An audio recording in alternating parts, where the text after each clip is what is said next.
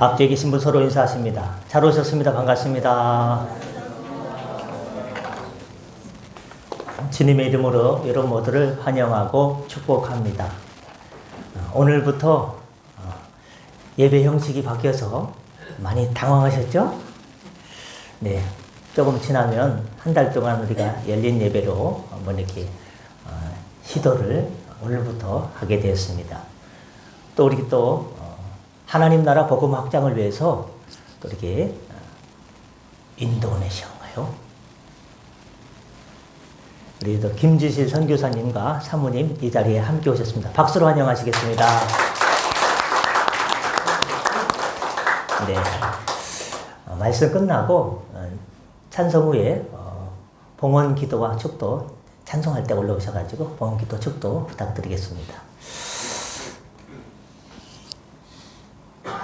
어느 날 아침이었습니다. 햇살이 쨍하게 내리쬐는 거예요. 거기는 어디냐? 게네사렛 호숫가라고 해요. 우리가 잘 아는 갈릴리 호수인데 너무 크기 때문에 갈릴리 바다라고도 부릅니다. 게네사렛이라는 뜻은 히브리어로 킨네렛이라는 단어에서 왔는데, 킨네렛이라는 뜻은 뭐냐? 검은고 모양, 하프 모양의 악기를 뜻합니다.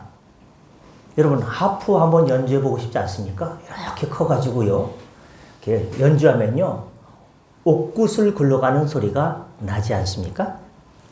드론을 높이 띄워서 이스라엘의 갈릴리 바다 위에서 촥 내려다보면요, 갈릴리 바다가 하프 모양, 검은고 모양을 하고 있습니다. 지형상으로 그렇게 보일 뿐만 아니라 또 어떠냐? 여러분, 하프가 어떻습니까? 줄이 있지 않습니까? 검은고도 줄이 있습니다. 그래서 튕기면요, 소리가 울리게 됩니다. 만약에 저 헐몬산으로부터 바람이 불기 시작하면요, 갈릴리 바다에 폭풍우가 울립니다. 그래서 악기의 줄을 팅 건드리면 기타 줄이 울림을 통해서 소리가 우는 소리가 나는 것처럼 이 갈릴리 바다에는요, 바람이 불면 어떻습니까? 우는 소리가 납니다. 광풍이 납니다. 여러분, 어제 바람이 대단하지 않았습니까? 여러분 동네는 별로 안 났습니까? 여기는 바람이 대단했습니다. 여기뿐만 아니라 전국적으로 바람이 대단해서요, 간판도 떨어지는 안타까운 일도 있었고요, 바람이 대단합니다. 이 갈릴리 바다는 바로 악기가 울리듯이, 검은고가 울리듯이 바로 우는 소리가 나는 동네입니다. 그런데 이 갈릴리 바다에 그런 일들이 있었어요. 예수님의 제자들이 배를 타고 갈릴리 바다를 지나갈 때 갑자기 바람이 분 거예요. 그러니까 울림이 있는 그 갈릴리 바다에 어떻습니까? 갑자기 광풍이 불면서요, 우는 소리가 나면서 사람들 마음속에 그 소리를 듣고 두려움에 떨게 됩니다. 야, 큰일 났다. 바다에 빠져 죽었다. 이때 예수님께서 나타나셔서 뭐라고 말씀하셨습니까? 잠잠하라, 고요하라 라고 말씀하셨습니다. 그랬더니요, 그 바람이 멈추면서 그 우는 소리, 그 굉음이 멈추면서요, 바로 평안이 찾아오게 되었고 제자들이 안도의 숨을 쉬게 되었습니다. 바로 이런 것이 킨네렛, 갈릴리, 게네사렛 바닷가가 오늘 배경입니다. 그런데 이 배경에 등장하는 사람이 있습니다. 그 사람은 바로 시몬이라는 사람입니다.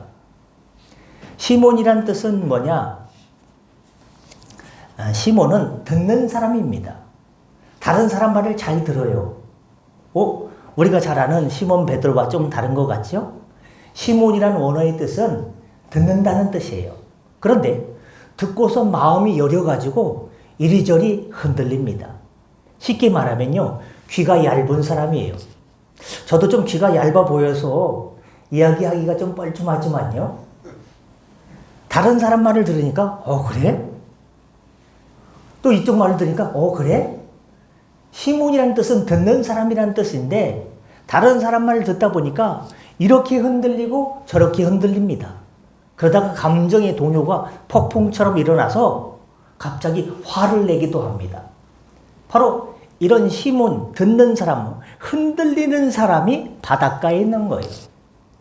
안 그래도 바람이 불면 흔들리는 바닷가인데 흔들리는 사람이 밤이 새도록 그물을 내려 어업을 했지만 피라미 한 마리도 건지지 못한 빈 그물을 정리하고 있었습니다. 그의 배는요, 고기가 없는 빈 배였죠. 여러분, 이 게네사렛 호숫가가 어떻게 보면 우리 인생과 비슷하지 않습니까? 우리가 마치 시몬이 된 것처럼 누가 뭐라고 하면 이 지역이 개발된다고 하더라 라고 저 사거리마다 현수막이요, 갑자기 지구지정이 됐다는 현수막이 많이 붙게 됐습니다. 이 사람 말을 들으면요, 이 지역이 금방, 토평지구가 금방 개발될 것 같아요. 또 이 사람 말을 들으면요, 광명과 부천 5년 만에 지구계획 승인을 냈는데 되겠어? 그 말을 들으면요, 그렇지? 하고 또 마음이 움직이게 됩니다. 우리는요, 저마다의 다 시몬이에요. 왜? 듣고 흔들리니까, 듣고 요동하니까. 그런데 그 자리에 예수님이 찾아오셔서 시몬의 이름을 뭘로 바꿔주셨습니까? 베드로로 바꿔주셨어요. 우리 선교사님의 별명이 있는데 선교사님 별명이 페트로스예요. 선교 소식을 전할 때 페트로스. 그 뭐냐? 반석이란 뜻이죠. 예수님께서 흔들리는 인생 가운데 흔들리는 그 곳에 찾아오시면 시몬, 흔들리는 인생을 흔들리지 않는 바위로, 반석으로 바꿔주시는 역사가 여러분 인생에 나타날 줄 믿습니다. 우리는 날마다의 게네사렛 호숫가입니다. 날마다 하나가 끝나면 다른 하나가 또 찾아와서 우리를 뒤흔들고 마음을 심랑케 합니다. 바로 그런 자리에 빈 배를 가지고 빈 그물을 정리하고 아무것도 남아있지 않고 새해는 시작돼서 뭔가 일이 잘 될 것 같은데 한 주가 지났음에도 불구하고 바뀐 건 없고 여전히 내 통장은 빈 통장, 빈 계좌, 심지어는 빈 주식 떨어졌다고 말하는 게 맞나요? 뭔가 새해가 돼서 많은 것들이 이루어질 줄 알았는데 여전히 빈 상태로다가 지내다가 아버지 집에 나오진 않았습니까? 바로 저와 여러분이 시몬이에요. 근데 그 자리에 예수님께서 찾아오시면 빈 배를 만선으로 2배 가득 채워주는 역사가 여러분의 기업 가운데, 인생의 항로 가운데 나타나게 될 줄 믿습니다. 그렇습니다. 흔들리는 인생은 예수를 만나면 베드로가 됩니다. 작은 바위가 됩니다. 강원도 홍천에 가면 어떻습니까? 강가에, 천에 바위들이 많습니다. 그 작은 바위 하나. 그러나 물살이 와도요, 조금 밀려가겠죠. 그러나 웬만하면 흔들리지 않습니다. 흔들리지 않는 인생으로 어떻게 하면 올해를 잘 살아갈 수 있을까? 나는 지금까지 빈 배로 살아왔는데 열심히 밤이 새도록 노력하고 누구보다 열심히 살고 누구보다 돈을 벌기 위해서 삶의 자리에서 최선을 다했음에도 불구하고 내 인생이 왜 이렇게 망가졌을까? 내 인생의 통장을 보니까 다 빈 배고 빈 그물이고 삶의 의욕도 없는데 어떻게 하면 만선이 될까를 사람들이 꿈꾸게 됩니다. 그러면 이 비어있는 밤이 새도록 고기를 잡으려 했지만 한 마리도 잡지 못하고 한 마리도 없는 이 빈 배의 영적인 의미는 무엇일까요? 그것은 첫 번째는 내 자아가 무너진 자리입니다. 내가 뭘 해보려고 했어요. 내가 사업을 해보려고 하고 내가 기업을 일으켜보려고 하고 내가 건업을 열심히 해보려고 했지만요. 수금이 안 되는데 어떻게 해요? 여러 가지 어려움이 없는데 어떻게 해요? 내 마음은 이미 부자지만 나의 삶의 자리는요, 내 자아가 무너질 수밖에 없는 자리가 빈 배의 상징입니다. 두 번째는요, 내 경험이 무너진 자리입니다. 누구보다도 물길을 잘 알고 언제 물고기를 잡을 수 있는지 잘 알지만 늘 하던 일들이 안 될 때가 있다 이 말입니다. 이거는 이렇게 하면 당연히 되는데 그게 안 될 때가 있습니다. 늘 해오던 일들이 쉽지 않게 여겨질 때가 있습니다. 내 경험이 무너진 자리가 바로 빈 배입니다. 그런데 이런 빈 배에 누가 찾아오시면 인생이 해결됩니까? 예수님께서 찾아오시면 해결이 될 줄 믿습니다. 예수님은요, 빈 배에만 찾아오시는 분이에요. 여기 빈 배가 있고 여기 가득 찬 만선의 배가 있습니다. 예수님은요, 만선의 배에 찾아오지 않습니다. 가득 찬 배에 찾아오지 않아요. 비어있는 심령, 가난한 심령, 빈 배에 찾아오세요. 이제 나는 어떻게 살아갈까? 나는 뭘 먹고 살아갈까? 나는 어떤 믿음을 가지고 살아갈까? 도저히 해결할 수 없는 일들을 만났을 때 두 손 두 발 다 들고 아무것도 할 수 없을 그 빈 배의 자리에 예수님께서 찾아오십니다. 배가 가득하면 주님께서 오시지 않습니다. 내 욕심이 가득하고 내가 내 주먹 믿고 살지, 나는 누가 안 도와줘도 먹고 살 수 있어. 내 자아가 강하고 내 욕심이 강하고 내 탐심이 강하고 나의 그런 이기적인 것들이 가득 차 있으면요, 너 잘 먹고 잘 살아라고 주님께서 찾아오지 않습니다. 주님은 빈 배에 찾아오시는 분입니다. 그래서 빈 배에 찾아오셔서 이렇게 구경만 하고 계신 분이 아니에요. 그래, 야, 어떻게 인생을 살았으면 네 인생은 빈 배냐? 아무것도 남아있지 않았냐? 꼴 좋다. 너가 지금까지 죄짓고 살아서 이 정도면 꼴 좋은 거야 하고 주님께서 바라만 보시지 않고요, 그 빈 배를요, 주님은 채워주시는 분이에요. 갈릴리 가나에서 혼인잔치가 열렸습니다. 잔치에는요, 사람이 많아야 되고 또 뭐가 있어야 됩니까? 음식이 많아야 되고 술이 있어야 됩니다. 포도주가 떨어졌습니다. 여러분, 그 자리에 예수님께서 바로 물이 변해서 포도주로 바꾸는 역사를 나타내 주셨습니다. 빈 포도주 항아리가요, 돌 항아리가 아구까지 채워지는 역사가 나타났습니다. 이 포도주는 뭘 상징이냐? 이런 포도주를 먹으면요, 기분이 좋습니까? 안 좋아집니까? 좋아지죠. 포도주를 드시면요, 좋아지죠. 취한다. 그건 아니고요. 릴렉스가 되지 않습니까? 사람들이 와인을 많이 좋아하는데요. 포도주는요, 먹으면요, 기분이 좋아집니다. 얼굴이 갑자기 열기 때문에 저도 볼이 발그스해지는데요. 치기는 아니고 약간 기분이 좋아지면서요, 잔치, 아들, 딸을 시집 보내고 장가 보내고요, 잔치를 벌일 때 포도주를 먹으면요, 기분이 좋습니다. 포도주는요, 기쁨의 상징입니다. 우리 인생에 포도주가 떨어질 때가 있어요. 기쁨이 말라버릴 때가 있어요. 저 강바닥이 메마른 논바닥처럼 쫙쫙 갈라져서 아무것도 남아있지 않고 기쁨이 말라버린 그때가 있어요. 그때 예수님께서 오시면 바로 잃어버린 기쁨과 잃어버린 생명을 찾게 해 주십니다. 그리고 포도주는 뭘 상징하냐? 새 언약의 피를 상징합니다. 포도주가 붉지 않습니까? 결국 그 포도주가 상징하는 궁극적 실체가 뭐냐? 십자가에서 흘리신 예수님의 보배로운 피를 상징합니다. 언약을 상징합니다. 우리의 죄가 주홍 같을지라도 예수님의 보배로운 피로 다 사해주고자 하는 예수님의 용서와 인류의 구원과 사랑과 희망이 녹아있는 것이 바로 이 포도주의 상징입니다. 구원을 잃어버린 사람들, 소망의 여망을 잃어버린 모든 인류, 절망 속에 있는 이들에게 주님께서는 바로 물이 변해서 포도주가 되듯이 생명을 주시고 구원을 주시기 위해서 하나님께서 인간의 몸을 입으시고 이 땅에 오셨습니다. 성육신 십자가 사건입니다. 그런데 이 십자가는 십자가로 끝나지 않고 뭘로 이어지는데 기쁨이 있습니까? 부활로 이루어지기 때문에 바로 하나님의 의가 나타나는 것입니다. 여러분, 시몬이 베드로로 변했습니다. 그리고 주님께서 말씀하셨습니다. 이 반석 위에 내 무엇을 세우리니? 교회를 세우리니. 여기 반석은요, 베드로를 상징하는 것이 아니라 베드로가 주는 그리스도시요 살아계신 하나님의 아들입니다라고 고백하는 이 믿음 위에, 믿음의 예수님 위에 주님의 교회를 세우시겠다라고 약속해 주셨습니다. 이만하면 우리는 시몬에서 베드로로 살아야 되지 않겠습니까? 주님의 교회를 세우는데. 그런데 주님께서 배에 오르셔서 말씀하셨습니다. 어디로 가서 그물을 내리라? 얕은 곳으로 가라고 했을까요? 깊은 곳으로 가서 그물을 내리라고 했을까요? 깊은 곳으로 가서 그물을 내리라고 말씀하셨습니다.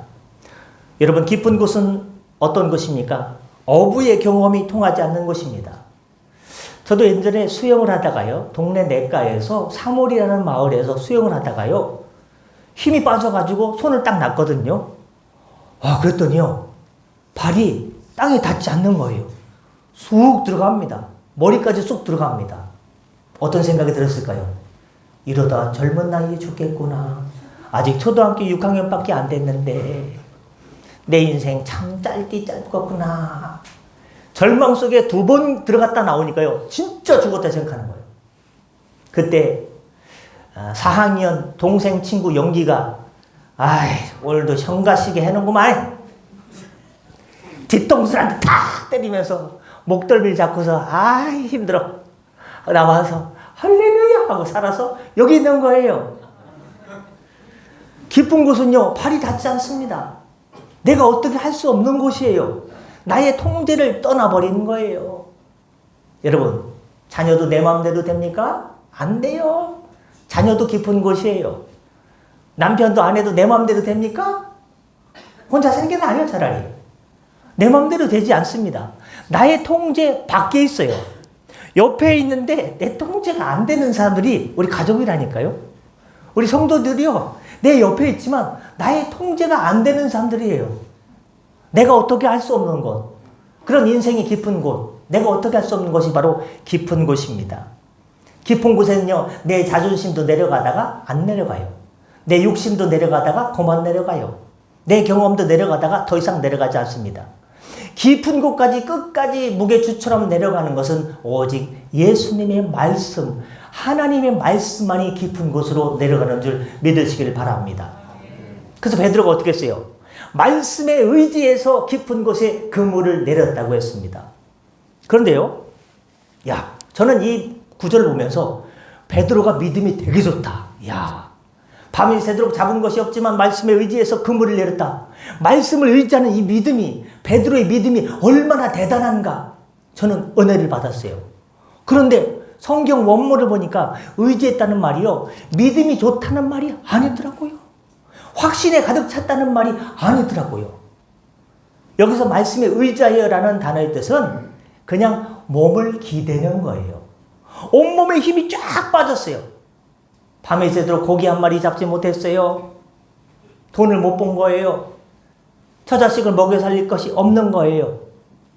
어떻게 하지? 우리 가족은 뭐 먹고 살지? 모든 것이 체념된 상태에서 진짜 힘이 요만큼도 없어요. 톡 건드리면 넘어가게 생겼어요. 이런 체념의 상태에서 내 몸을 예수님의 말씀에 살짝 기대는 것, 이게 바로 의지하는 단어의 뜻이 되겠습니다. 여러분, 베드로가 말씀에 의지했다는 것은요, 확신이 아닙니다. 몸을 기댄 겁니다. 예수님의 말씀에 체념, 더 이상 어떻게 할 힘이 없어서, 더 이상 버틸 힘이 없어서, 제가 예를 들어가지고 어지러워가지고 쓰러질 것 같으면요, 어떻게 합니까? 강대상 이렇게 기대지 않습니까? 성도님들이 모르게 은혜 떨어지니까 몸을 살짝 기대는 거예요. 지나온 세월 동안 이렇게 저렇게 해봐도 도저히 안 되고 더 이상 길이 없을 때, 천염에 이르게 됐을 때 살짝 주님의 말씀에 몸을 기대시길 바랍니다. 마음을 기대시길 바랍니다. 그럼 주님께서 아이고야 수고했다. 너 용쓴다. 애썼다. 안 되지? 밤새도록 그물을 내려도 안 되지? 네가 평생 해왔던 일 쉽게 이번에는 안 되지? 그래, 나한테 기대길 잘했어 하고 주님께서 품어주시는 거예요. 그럼 주님께서 품어주시면요, 반가운 거예요. 우리 오랜만에 뵈니까요, 얼마나 반가워요. 이것과 마찬가지예요. 베드로는요, 믿음과 두려움 사이에서 떨었습니다. 과연 그게 될까? 깊은 곳에 그물을 내렸을 때 고기가 잡힐까? 확신이 없었지만 과연 될까? 안 될까? 그러나 말씀에 몸을 의지했습니다. 이런 예는요, 아브라함에게 있었습니다. 하나님께서 아브라함에게 내 본토 아비집을 떠나라. 갈 바를 알지 못하고 가게 되었습니다. 확신이 없었어요. 그냥 의지해서 몸을 기대서 간 거예요. 모세가 홍해 앞에 도달하게 됐습니다. 홍해라는 단어의 뜻은요, 원어로 끝이라는 단어예요. 끝. 인생의 끝자락에서, 도무지 아무것도 할 수 없는 인생의 끝자락에서 지팡이를 들어 내밀어라. 그러면 갈라지는 역사를 주님께서 열어주십니다.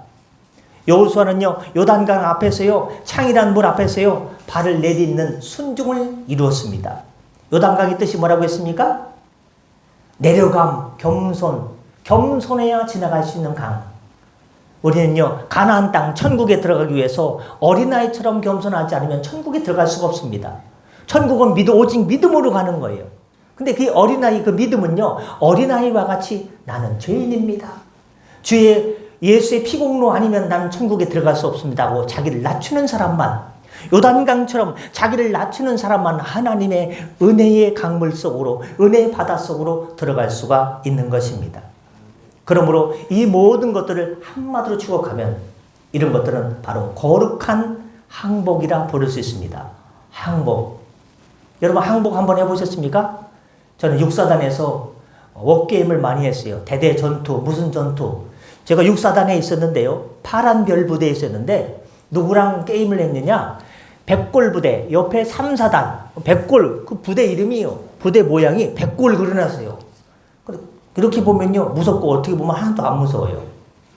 그 아이들과 하는데요, 전투를 하는데 고갯마루를 뛰어갈 때였습니다. 제가 소대원들 30명과 함께 뛰어가고 있었거든요. 근데 갑자기요, 산기슭에서 3사단 백골부대 애들이 툭 튀어나온 거예요. 실탄이 아니고요, 진짜 그냥 실탄은 아니고 게임이죠. 이게 총 갖다 대면요, 손 들어야 되는 거예요. 그런데 제가 잠깐 뒤를 돌아보니까요, 저희 소대원들이요, 29명이 저를 빼고 다 도망가 버렸어요. 나 혼자 남았어요. 이놈들이 한 10명이 둘러싸가지고 총을 이렇게 들이대는데요, 기분 되게 나쁘더라고요. 빈총에 한 번 맞아도 3년 재수없다고 하는데 10명이 총을 이렇게 들이대고 있으니까요, 그때가 어떻게 했어요? 항복. 나 좀 보내줘. 돌려보내줘. 얼마나 창피했는지. 무전으로다가 육사단 1대대 2중대 소대장이 잡혀가지고 항복했다, 이런 얘기가 왔다 갔다 해요. 기분 나쁘더라고요. 지금도 잊을 수 없어요. 그러나 어쩔 수 없으면요, 뭐 해야 됩니까? 항복해야 되는 거예요. 신앙생활이 뭐냐? 하나님의 말씀 앞에 항복하는 거예요. 항복을 잘하는 사람이요, 믿음이 좋은 사람이에요. 내가 어떻게 해보겠다? 그게 율법이에요. 내 의예요. 그러나 나는 할 수 없습니다. 하나님의 능력만, 하나님의 주권에 내 인생의 운전대를 맡깁니다. 하나님께서 어떻게 해주세요. 저는 어떻게 할 수가 없어요. 이게 바로 믿음 생활, 거룩한 항복입니다. 베드로가 말씀에 의지해서 그물을 내린 것도 항복이죠. 유능한 어부의 항복입니다. 아브라함이 이삭을 모리아 산에서 드린 것도요, 100세에 낳았는데 너무 아까운데 하나님 말씀이니까 항복한 거예요. 야곱이 약복강에서 항복한 것도 그게 그겁니다. 항복의 순간 밤새 씨름하다가 하나님의 사자와 씨름하다가 하나님의 사자가 툭 치니까 어디가 꺾여요? 환도뼈가 부러지죠. 환도뼈는 힘의 상징입니다. 내가 하고자 하는 힘의 상징을 하나님께서 끊어버립니다. 이것만큼은 내가 놓을 수 없습니다. 그걸 하나님께서 치신다니까요. 다 놔야 돼요. 빈손으로 가야 됩니다. 그럼 주님께서 2배 가득 만산의 복을 주시는 거예요. 모세가 말 못해요. 이스라엘 백성을 위해서 너는 바로 왕 앞에 가라. 나 말 못하는데요. 내 형 붙여줄게. 결국 주여 제가 가겠습니다 하고 모세도 항복을 하게 되었지 않습니까? 성경은 항복한 사람들의 이야기로 된 것이 바로 성경의 얘기입니다. 그러면 항복하게 되면 어떤 결과가 나타나게 되는가? 주인이 바뀝니다. 내 인생의 주인이 내가 아니라 주님의 주인으로 두려움이 사라지고 평안이 찾아옵니다. 이렇게 하다가 잘못되면 어떻게 할까? 이 지역이 개발되는데 우리가 이렇게 계획을 세워가지고 그게 만약에 하나라도 어그러지면 우리 교인들은 어떻게 하지? 이런 불안과 두려움이 사라집니다. 세 번째, 내가 항복하면 누가 일하기 시작합니까? 하나님이 일하기 시작합니다. 하나님이 일하기 시작한다. 내가 하는 것과 하나님께서 일하기 시작하는 것, 이건요 천지 차이보다 더 대단한 차이입니다. 그리고 십자가를 지나 부활로 이루어지게 됩니다. 항복은 소유권을 이전하는 것입니다. 여러분, 모리아의 산 얘기하고 마치겠습니다. 항복의 대표적인 예가요, 모리아 산에서 아브라함이요 100세에 얻은 아들 이삭을 하나님께서 순종의 모습을 보기 위해서 모리아 산에 올라가서 네 아끼는 아들을 드려라, 번제로 드리라라고 말씀하셨습니다. 정말 그렇게 하려고 했죠. 다 내려놓고 말씀에 의지해서 아들을 죽이려고 했습니다. 그때 하나님께서 멈추어라. 네 아들보다 나를 더 사랑하는 줄 내가 이제 알았노라 하고 합격, 믿음의 합격을 이루었어요. 항복의 합격을 이루었습니다. 여러분, 이 모리아 산은요 뭡니까? 솔로몬의 성전이 세워진 자리입니다. 그리고 모리아 산은요 예루살렘의 동쪽에 있는 산이에요. 솔로몬의 성전이 세워진 성전산이고요. 이 예루살렘 동쪽에 있는 큰 산맥 있지 않습니까? 그 산맥의 지류가 뭐냐? 거기에 골고다 언덕이 있습니다. 골고다 언덕에 예수님께서 십자가 위에 피 흘려 돌아가신 그곳이 모리아 산의 큰 예루살렘 동쪽에 있는 그 산의 지류에 있는 산입니다. 모리아 산에서는요 아브라함이 아들을 죽이려다가 칼이 멈췄어요. 이 멈춘 칼이 어디로 흘러타고 내려왔습니까? 그 산의 지류인 골고다까지 멈춘 칼이 내려왔습니다. 아브라함은 아들을 죽이려고 하다가 하나님께서 멈추라고 해서 멈췄지만 하나님은 아들을 멈추지 않았습니다. 십자가에서 달려 돌아가시게 하나님께서 허락하셨습니다. 내어놓으셨습니다. 모리아는요 예고였습니다. 골고다는요 십자가를 통해 하나님의 사랑을 완성한 신거예요. 항복. 항복 중에 최고의 항복. 성경에 나와 있는 최고의 항복이 그 자리가 어디냐? 겟세마네 동산입니다. 예수님께서 십자가에 못 박혀 돌아가시기 전에 마지막 기도를 올렸어요. 뭐라고 했습니까? 아버지, 할 수만 있거든 이 잔을 내게서 옮겨 주시옵소서. 그러나 그 순간에 하나님의 감동으로 예수님께서 어떤 기도를 드냐? 그러나 아버지의 뜻이거든 아버지 뜻대로 하여 주시옵소서. 할렐루야. 성경에 나와 있는 최고의 항복은 바로 겟세마네 동산에서 이 십자가를 져야 되느냐 말아야 되느냐 내가 항복을 해야 되느냐, 최고의 항복. 피할 수 있으면 피하고 싶은데 하나님의 뜻이거든 피하게 하여 주옵소서. 그러나 하나님의 뜻이거든 피하게 아니고 그대로 하여 주시옵소서. 아버지 말씀에 순종해서 십자가를 지시게 되었습니다. 바로 거룩한 항복의 표본은 예수님께서 보여주신 것입니다. 그랬더니 어떻게 됩니까? 깊은 곳에 그물을 내렸더니요 고기가 너무 많이 잡히게 됐어요. 혼자서 잡다가요 다 놓치게 생겼습니다. 그래서 지나가는 동료를 들읍니다. 누구를 불러야 되나? 하진아! 하진아! 일로 와서 그물을 같이 좀 들어주어. 지금까지 시몬은요 혼자였습니다. 나 혼자 고기 잡고 나 혼자 그물 싣고 나 혼자 집에 갔습니다. 혼자인 인생에 복음이 들어오면요 관계가 형성됩니다. 갑자기 하진이를 부르는 거예요. 동료를 부릅니다. 같이 그물을 끌어올리게 됩니다. 한 배가 아니라 두 배 가득하게 되는 만선의 복을 받게 됩니다. 바로 뭐냐? 복음이 들어간 곳에 나 혼자 살던 인생이 동료를 부르게 되었고 공동체가 형성되게 되었고 이건 바로 초대교회를 상징하는 공동체의 상징이 된 것입니다.